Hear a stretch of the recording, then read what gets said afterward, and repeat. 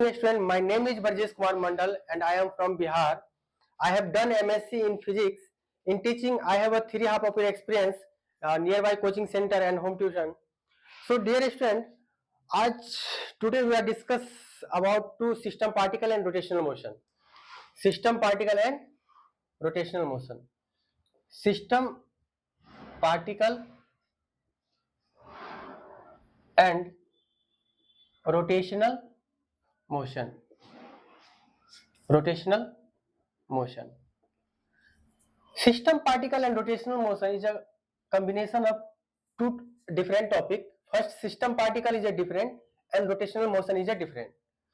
So first I would like to teach system particle. So system particle में सबसे पहले जो मेरा टॉपिक निकल के आता है वो आता है centre of mass. Centre of mass. Centre of mass. What is centre of mass? So center of mass, let's say this is a linear body. Let's say this is a linear body and I will do practical center of mass. तो ध्यान से देखिए कि अगर मैं इसको दोनों तरफ से होल्ड किया और अपने फिंगर को इस तरह से बढ़ाते चला और एक पॉइंट ऐसा आया जहां पे पूरा का पूरा मास जो है वो कंसेंट्रेट हो गया. पूरा का पूरा मास एक पॉइंट पे आके कंसेंट्रेट हो गया. So this is called centre of mass. By definition a point where whole mass of body supposed to be concentrated, right?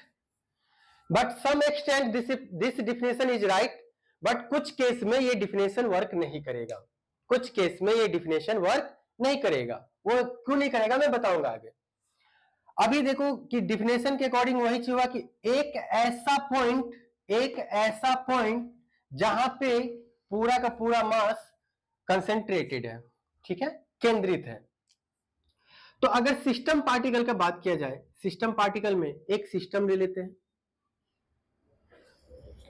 और इसमें एक अलग अलग पार्टिकल अलग अलग पोजीशन पे रखते हैं. ये पहला पार्टिकल है जिसका मास m1 है, जिसका पोजीशन r1 है. ये दूसरा पार्टिकल है जिसका मास 2 है और इसका पोजीशन r2 है.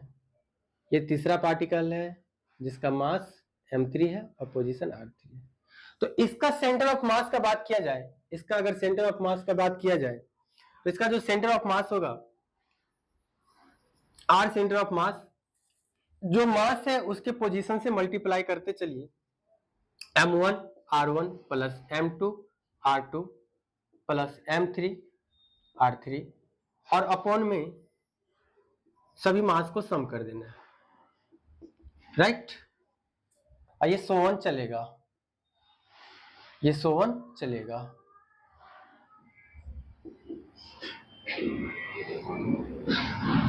ठीक है. इसका अगर समेशन देखा जाए समेशन फॉर्म में तो सिग्मा इंटीजर, आई का मतलब है इंटीजर, एन का मतलब है नंबर, यानी कि इंटीजर एक से लेके नंबर तक चलेगा. और ये क्योंकि मेरा पोजीशन में है तो m integer r integer by max integer, ये आपका समेशन फॉर्म हो गया. अब आप इसको अलग अलग कोऑर्डिनेट में भी दिखा सकते हो. सपोज इसको कोऑर्डिनेट सिस्टम में दिखाओगे आप, कोऑर्डिनेट सिस्टम में दिखाओगे आप, तो कोऑर्डिनेट सिस्टम में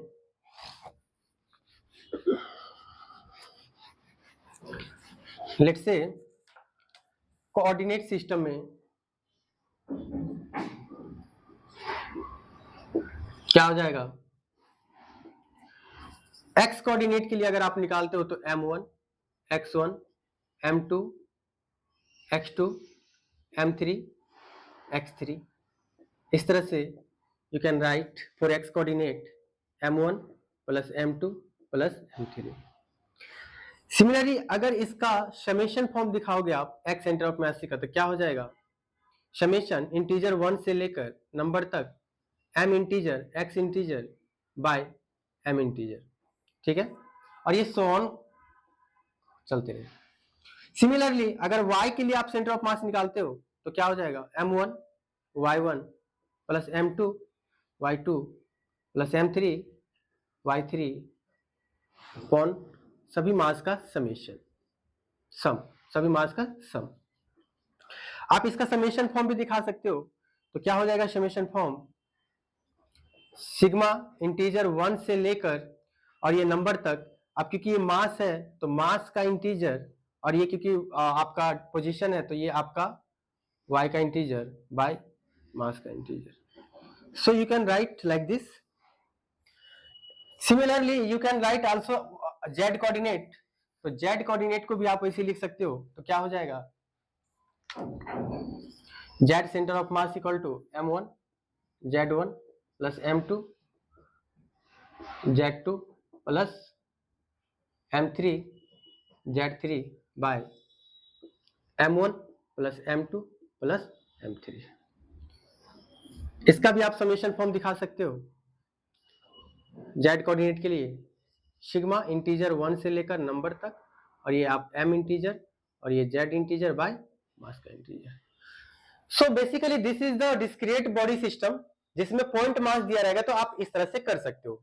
ये हो गया आपका डिस्क्रीट बॉडी सिस्टम, और इसमें पॉइंट मास था तो इस तरह से इसको हम लिख सकते हैं। अगर if you talking about continuous body, if you talking about continuous body, then what will happen, so look here, जैसे कि हम लोग लिखे थे कि अगर x कोऑर्डिनेट के लिए इंटीजर 1 से लेकर नंबर तक और m integer x integer by max integer, उसी तरह से y के लिए लिखे थे समेशन इंटीजर 1 से लेकर नंबर तक max integer y integer by max integer, उसी तरह से z कोऑर्डिनेट के लिए लिखे थे समेशन इंटीजर 1 से लेकर नंबर तक max integer z integer by max का इंटीजर। सिमिलरली अगर यही चीज कंटिन्यूअस बॉडी हो जाए, कंटिन्यूअस बॉडी,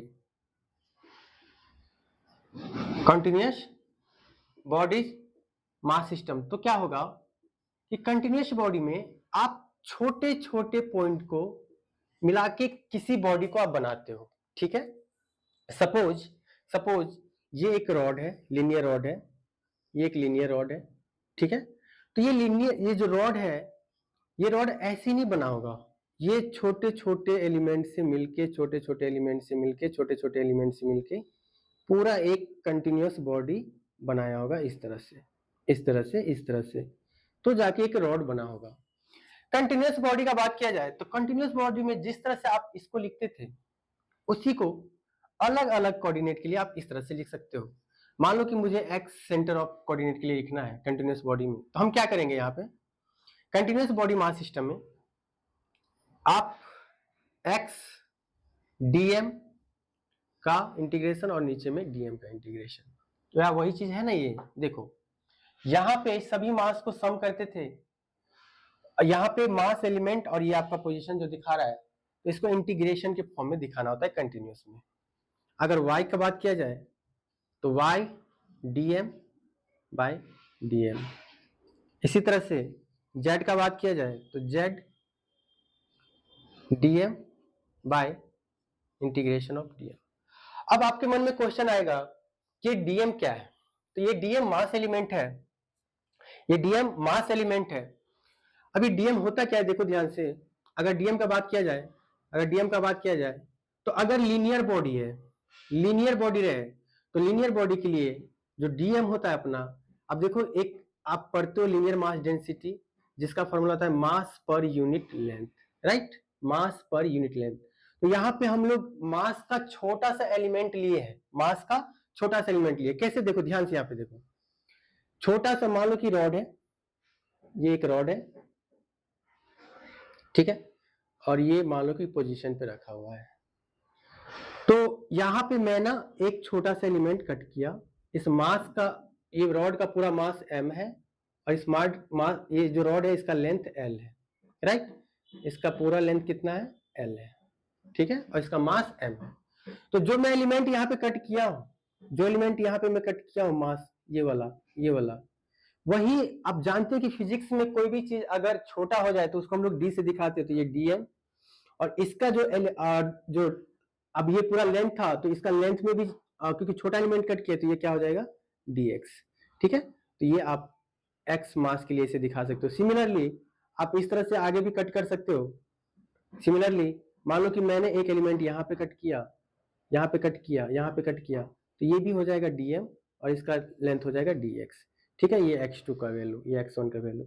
सिमिलरली आप x3 पे भी कट कर सकते हो, तो ये इस तरह से चलता है। ठीक है, तो आप इस सभी को ऐसे जोड़ नहीं सकते। ठीक है, क्योंकि मुझे पूरा लीनियर रॉड का निकालना है सेंटर ऑफ मास, तो आप एक ही बार इसका x इक्वल टू 0 और L तक जाओगे, 0 से लेकर L तक चलोगे तो पूरा डिस्टेंस इंटीग्रेशन में कैलकुलेट हो जाएगा। ठीक है, तो ये कंटिन्यूअस बॉडी में इस तरह से इसका इस्तेमाल होता है। अब हम लोग बात करते हैं, हम लोग बात किए थे कि मास पर यूनिट लेंथ, ये क्या है बच्चों, ध्यान से देखो ये linear density mass per unit length होता है। ठीक है, तो इसी पे आप ध्यान से देखो तो मैं क्या किया हूं, lambda D M by D X छोटा एलिमेंट के लिए हो जाएगा, lambda D M by D X छोटा एलिमेंट के लिए, तो यहीं से निकालोगे तो डी एम इक्वल टू क्या आ जाएगा, लेमडा डी एक्स। ठीक है, ये हो जाएगा आपका लीनियर बॉडी के लिए। अगर यहीं पे बात किया जाए कि अगर आपको एरिया के लिए दिया जाए, यानी कि सरफेस के लिए, ठीक है, एरिया और सरफेस जो 2D बॉडी के लिए होगा, 2D बॉडी के लिए होगा, तो 2D बॉडी में क्या होता है कि सेम ये जो है आपका वो होता है सिग्मा मास पर यूनिट एरिया, सिग्मा मास पर यूनिट एरिया। तो आप ध्यान से देखो तो यह क्या हो जाएगा, डी बाय डी एक्स, जो भी आपका एरिया रहा होगा छोटा आप कट करोगे। ठीक है, तो यहां से आप इसको भी बदल सकते हैं। अगर वहीं पे बात किया जाए वॉल्यूम बॉडी के लिए, ये डीएम जो है आपका बदलते रहेगा वॉल्यूम के लिए, तो क्या हो जाएगा, वॉल्यूम का रो से दिखाते हैं और ये हो जाएगा मास पर यूनिट वॉल्यूम। तो ये जो डीएम है ना, ये डीएम इसके बराबर हो जाता है। ठीक है, डीएम इसके बराबर हो जाएगा। अब देखो, अब वहीं पे बात करें कंटिन्यूअस बॉडी हो गया। कंटिन्यूअस बॉडी में भी आपको दो कंडीशन दे दिया जाएगा, एक रहेगा कि यूनिफॉर्म बॉडी, यानी कि पूरा बॉडी पे जो अपना मास है वो यूनिफॉर्म डिस्ट्रीब्यूट है, तो उसके लिए आप इंटीग्रेशन प्रोसेस से जा सकते हो। लेकिन अगर उसी में वेरिएबल कर दिया तो आप डायरेक्ट इंटीग्रेट करके उसका वैल्यू आप फाइंड आउट कर सकते हो, डायरेक्ट इंटीग्रेट करके उसका वैल्यू फाइंड आउट कर सकते हो। तो यूनिफॉर्म बॉडी के लिए हम लोग को इंटीग्रेशन करना होता है, जिसमें डीएम मास एलिमेंट कट करके निकालना होता है।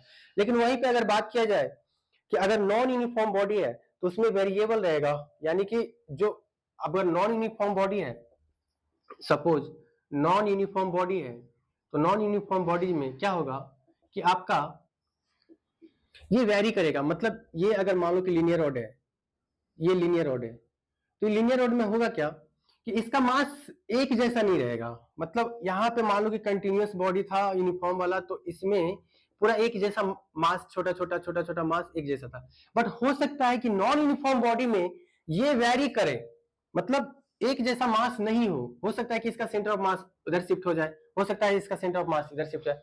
अब डिपेंड करेगा कि जिधर हैवी मास रहेगा उधर ही सेंटर ऑफ मास शिफ्ट होता है। ठीक है, तो ये नॉन यूनिफॉर्म बॉडी में डायरेक्ट वेरी कर जाएगा, तो आपको वैल्यू दिया रहेगा, वो वैल्यू पुट करके आप सॉल्व कर सकते हो। बट इसमें कंटिन्यूअस बॉडी में आपको मास एलिमेंट के थ्रू आपको सॉल्व करना है। ठीक है, अब इसी में आपको एक केस आ जाएगा,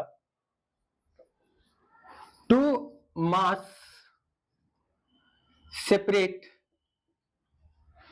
बाय डिस्टेंस। अब इसी में एक टॉपिक आ जाएगा, two masses separated by distance. तो सपोज एक मास यहां पे है, एक मास यहां पे है, और इसका सेपरेटेड है सपोज डी डिस्टेंस पे। कौन से डिस्टेंस पे, डी डिस्टेंस पे। तो जब ऐसा बॉडी रहे तो ऐसे बॉडी के लिए सेंटर ऑफ मास फाइंड करना हो, तो मान लो कि ये रहा इसका सेंटर ऑफ मास, ये रहा सेंटर ऑफ मास, तो मुझे ये मास m1 है, ये मास m2 है, तो यहां से यहां तक का मुझे निकालना है।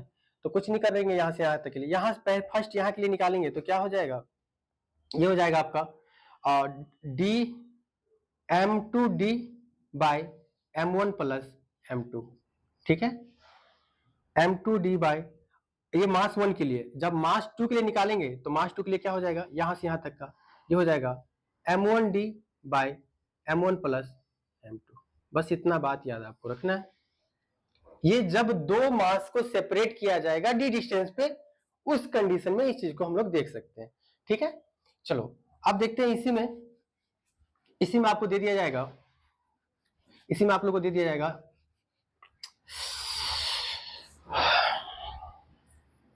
Composite body. Composite body, composite body,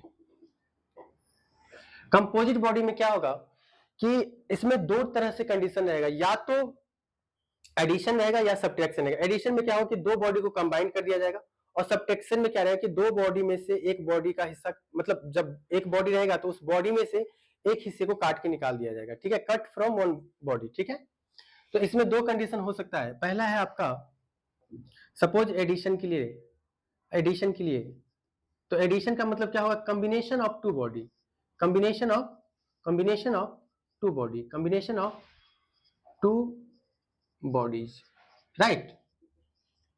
suppose अगर वो 2D में रहे, अगर वो 2D में रहे, अगर वो 2D बॉडी में रहे, 2D में, ठीक है, 2 डायमेंशन में, तो आप वहां पे मास के जगह पे, आप मास के जगह पे एरिया कंसीडर कर सकते हैं। ठीक है, you can consider area instead of mass.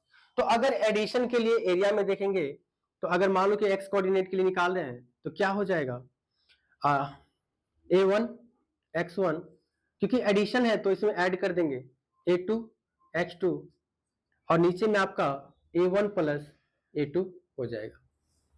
अगर इसी में बात किया जाए, अगर इसी में बात किया जाए नेगेटिव बॉडी के लिए, तो नेगेटिव बॉडी में क्या होगा, नेगेटिव में मतलब एक जो बॉडी रहेगा उसमें से कुछ हिस्सा को कट कर दिया जाता है। ठीक है, तो नेगेटिव में क्या होगा, नेगेटिव के लिए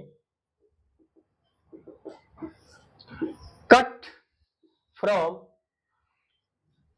बॉडी पार्ट, बॉडी पार्ट। ठीक है, तो इसमें क्या हो जाएगा, अगर एरिया के लिए है तो हम अभी बोले आपको कि मास की जगह पे you can consider area instead of mass, तो आप यहाँ पे लिखोगे A1 X1, अब क्योंकि कट हो गया है तो माइनस में दिखाना होगा A2 X2 bye A1 minus A2। अब यहाँ पे बात किया जाए A1 का, तो A1 आपका बिगर एरिया हो जाएगा, बिगर एरिया। ठीक है, जिसमें से कट करके निकाले वो वाला हो जाएगा A1 एरिया, और A2 आपका हो जाएगा small area, small area. Similarly अगर इसी में आपको 3D बॉडी के लिए दे दिया जाए, 3D बॉडी के लिए दे जाए, तो 3D बॉडी के लिए क्या करेंगे हम लोग, you can consider volume instead of mass, instead of mass. तो आप कैसे लिखोगे इसको, फॉर एडिशन के लिए, एडिशन के लिए लिखोगे आप x center of mass equal to V1 X1 plus V2 X2 by V1 plus V2। V यहाँ पे वॉल्यूम है आपका, V1 वॉल्यूम है, V2 भी वॉल्यूम है। अगर उसी पे नेगेटिव में बात किया जाए तो सेम प्रोसेस रहेगा, और नेगेटिव में हम लोग क्या कर देंगे, बस कट करके निकाल देंगे। तो मान लो कि अगर इस पे y का बात कर दिया जाए तो क्या हो जाएगा, V1 X1 minus V2 X2 by V1 minus V2। क्यों, क्योंकि इसमें से एरिया कट हुआ है तो हम लोग क्या करेंगे, माइनस करेंगे। यहाँ पे आप देख लो तो V1 जो है आपका, V1 आपका बिगर एरिया हो जाएगा, बिगर एरिया हो जाएगा, और V2 जो हो जाएगा वो हो जाएगा आपका स्मॉल एरिया, स्मॉल एरिया। इसी तरह से आप आगे इसका पोजीशन यानी कि शिफ्टिंग ऑफ मास, इसके बाद आपका जो मोशन में आ जाएगा वेलोसिटी, एक्सेलरेशन आप फाइंड कर सकते हैं। ठीक है, थैंक यू सो मच।